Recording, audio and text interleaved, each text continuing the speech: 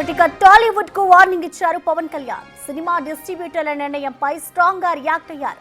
ఏపీలో తెలుగు సినిమా రంగ అభివృద్ధికి ప్రభుత్వం ఎంతో కృషి చేస్తుంటే కనీసం మర్యాద, కృతజ్ఞత కనిపించడం లేదని అన్నారు.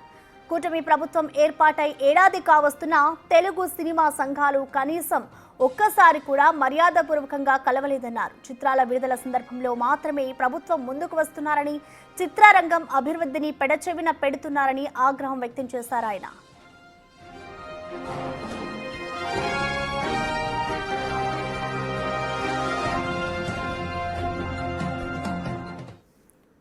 ఇక దీనిపై పూర్తి అప్డేట్స్ ని విజయవాడ నుంచి మా ప్రతినిధి శివ అందిస్తారు. లైవ్ ద్వారా శివ.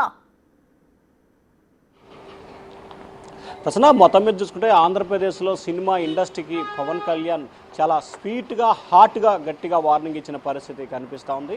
ఇక ఇష్టానుసారంగా మీరు వ్యవహరిస్తే కుదరదు, మీపై కఠినమైన చర్యలు ఉంటాయి, మీరు వ్యవహరిస్తున్న తీరు ఏమాత్రం కూడా సమంజసంగా లేదు, స్వయంగా నన్ను కలిసినప్పుడు అందరూ కలిసి వచ్చి కలవాలని చెప్పి సూచన చేసినా ఇప్పటిదాకా మీరు పట్టించుకోలేదు. ఇక మీరు చేస్తున్న వ్యవహారాలకు సంబంధించి కఠినంగా వ్యవహరించాల్సిన సమయం ఆసన్నమైందని చెప్పి పవన్ కళ్యాణ్ డైరెక్ట్గా హెచ్చరిక చేశారు. ఆయన హెచ్చరిక చేసిన గంటల వ్యవధిలోనే ఆంధ్రప్రదేశ్ వ్యాప్తంగా మల్టీప్లెక్స్ థియేటర్లు ఎన్ని ఉన్నాయి, అక్కడ జరుగుతున్న పరిణామాలు ఏంటి, సినిమా హాళ్ళు ఎన్ని ఉన్నాయి, అక్కడ జరుగుతున్న పరిణామాలు ఏంటి, అక్కడ ఉన్న శుభ్రత ఏ విధంగా రకంగా ఉంది, మంచినీళ్ళు కానీ మెయింటెనెన్స్ కానీ ఏ రకంగా ఉంది, అలాగే రేట్లు ఏ రకంగా ఉన్నాయి, ముఖ్యంగా పాప్కార్న్ కానీ, టీ కానీ, వాటర్ బాటిల్స్ కానీ ఇట్లాంటికి సంబంధించి వందల రూపాయలు వసూలు చేస్తున్న పరిస్థితి కనిపిస్తోంది. ఈ నేపథ్యంలో దానిపై ఫోకస్ పెట్టారు. సివిల్ సప్లై, అలాగే హోంశాఖ, సినీ ఫోటోగ్రఫీకి సంబంధించి వాణిజ్య పన్నుల శాఖ, వీటితో ఒక కమిటీ కూడా ఇవాళ రేపట్లో వేసే అవకాశం కనిపిస్తూ ఉంది.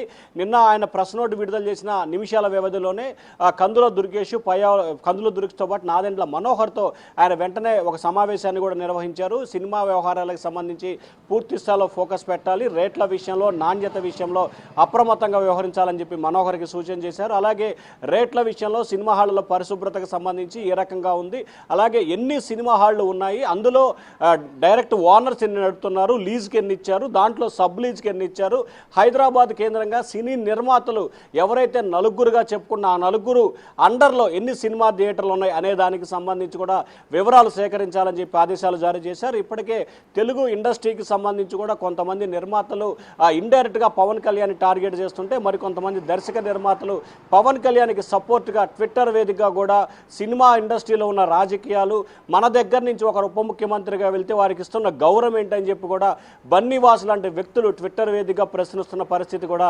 కనిపిస్తూ ఉంది. మొత్తం మీద చూసుకుంటే ఆంధ్రప్రదేశ్కు సంబంధించిన డిప్యూటీ సీఎం తీసుకున్న సంచలన నిర్ణయంతో సినిమా ఇండస్ట్రీలో ఒక్కసారిగా అయోమయంలో పడిపోయిన పరిస్థితి కనిపిస్తూ ఉంది.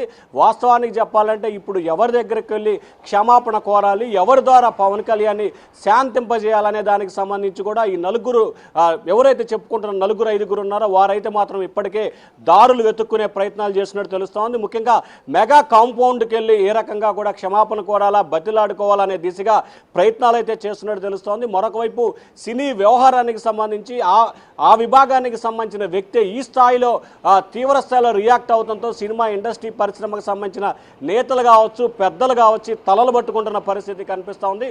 ఒకరిద్దరు నేతల వ్యవహార శైలి, వారు వ్యవహరిస్తున్న తీరు మూలంగానే టోటల్ ఇండస్ట్రీకి చెడ్డ పేరు వస్తుందని చెప్పి కూడా సినీ ప్రముఖులైతే తీవ్రస్థాయిలో ఆగ్రహం వ్యక్తం చేస్తున్న పరిస్థితి కనిపిస్తూ ఉంది. సో మొత్తం మీద చూసుకుంటే సినీ ఇండస్ట్రీ వ్యవహారానికి సంబంధించి ప్రస్తుతం అయితే ఇబ్బందికర పరిస్థితిని ఇండస్ట్రీ ఎదుర్కొంటున్న పరిస్థితి కనిపిస్తూ ఉంది. ఇక పవన్ కళ్యాణ్కి హెచ్చరిక చేశారు.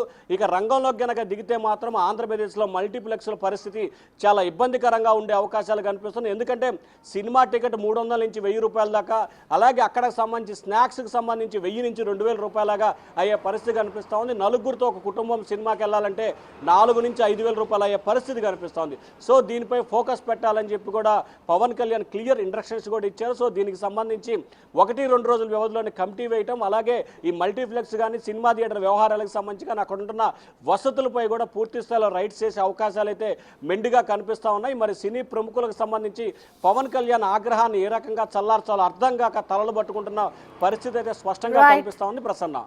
Okay, thank you Shiva.